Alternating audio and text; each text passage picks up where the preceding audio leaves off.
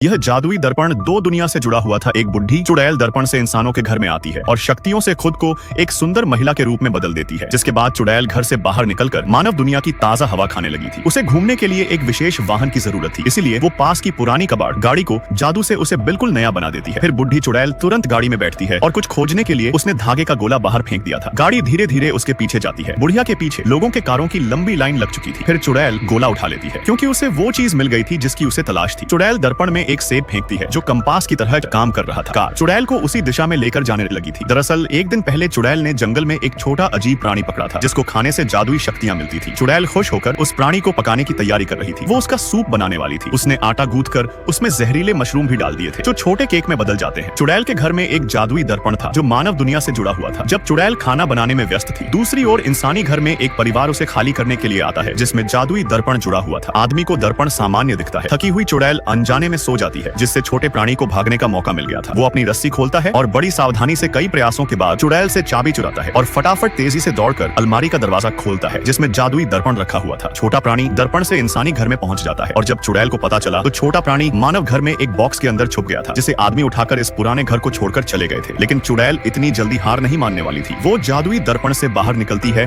और छोटे प्राणी को वापस लाने की कसम खा लेती है क्योंकि चुड़ैल उसे खाकर अपनी शक्तियां बढ़ाना चाहती थी। आदमी के परिवार के साथ छोटा प्राणी नए घर में पहुंच गया था, लेकिन जब लड़की ने गलती से उसे देख लिया तो वो एक गुड़िया बनकर जमीन पर लेट जाता है। लड़की को याद नहीं था कि उसके पास पहले कभी ऐसी कोई गुड़िया थी, लेकिन उसकी प्यारी शक्ल देखकर वो उसे अपने बेडरूम में रख लेती है। और छोटा प्राणी गुड़िया बनाकर नहीं रहना चाहता था। वो लड़की की दयालुता महसूस कर नाटक बंद करने का फैसला कर लेता है और उसके पल के झपकाते ही लड़की चौंक जाती है। छोटा प्राणी लड़की से कहता है कि डरो मत, मेरा कोई बुरा इरादा नहीं है। मैं दूसरी दुनिया से आया है जहाँ मैं एक दुष्ट चुड़ैल से दूर भाग रहा था। दोनों खुशी से बातें करने लग जाते हैं। लड़की को यह छोटा जीव पसंद आ चुका था। वो उसको नहलाती है, उसे खाना भी खिलाती है। और जब दोनों खेल रहे थे तभी अचानक छोटे प्राणी ने लड़की के घर में एक जादुई पत्थर देखा। यह पत्थर उसके परिवार के विशेष पत्थर जैसा था। छोटा जीव सोच रहा था कि पत्थर लड़की के घर में कैसे आया होगा। पत्थर में जादुई शक्तियां छिपी हुई थी। छोटा प्राणी जैसे ही पत्थर को छूता है तभी आसपास का माहौल सफेद हो गया था। आसमान से कई सारे बर्गर आने लगे थे जिन्हें देखकर लड़की के मुंह में पानी आ जाता है। फिर लड़की जैसे ही एक बर्गर को चुनती है तभी पत्थर का जादू खत्म हो जाता है। लड़की बर्गर को बड़े चाव से खाने लगी थी। उसका स्वाद बहुत ज्यादा स्वादिष्ट था। जब दोनों खेल रहे थे तभी चुड़ैल लड़की के शहर में पहुंच जाती है। उसकी गाड़ी बिना ड्राइवर के जादू से चल रही थी। चुड़ैल के कार से उतरते ही गाड़ी भी कबाड़ हो जाती है। फिर चुड़ैल एक केला मुंह में डालकर फोन की दुकान में पहुंच गई थी जहां उसने प्राचीन कीमती सिक्के से दुकानदार का फोन खरीद लिया था। लेकिन चुड़ैल के जाते ही सिक्का भी गायब हो जाता है और वापस चुड़ैल के हाथ में आ गया था। फोन लेने के बाद वो तुरंत लोकेशन चालू करती है और छोटे प्राणी की दिशा में भागती है। दूसरी तरफ लड़की के घर में अचानक छोटे जीव के दादाजी आ जाते हैं। छोटा जीव सब कुछ दादाजी को बताता है कि एक चुड़ैल उसके पीछे पड़ी है।